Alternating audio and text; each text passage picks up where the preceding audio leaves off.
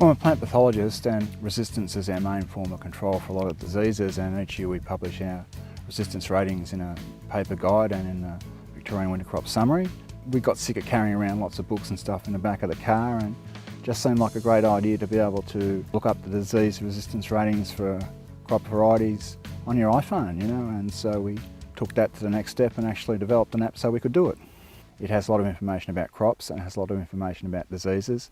The main selling point is that it's got the resistant ratings for all the commonly grown crop varieties that we have in Victoria.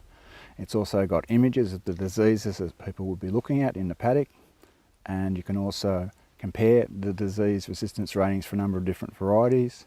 And if you're not sure what the disease is, you can take a photo with the iPhone or your iPad and you can mail it to your agronomist and let him identify it.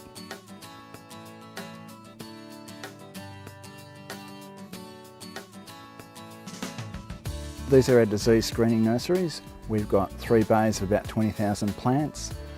We screen all these for rusts 3 times a year, and it's the rust resistance ratings that we get from these nurseries that go into the crop disease app.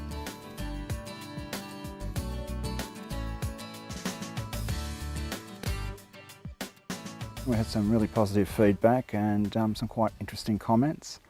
One agronomist was telling me that farmers were actually sending photos of different amount of rust on the plants, so we could give them a recommendation on maybe fungicide control based on the amount of rust on those plants.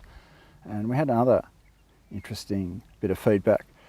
I did a talk for some Longerenong students, and apparently one of them used the app in an interview when she was asked, how would she control this disease, and she just put out a phone and said she'd use the crop disease app, and apparently she got the job, so that was pretty good.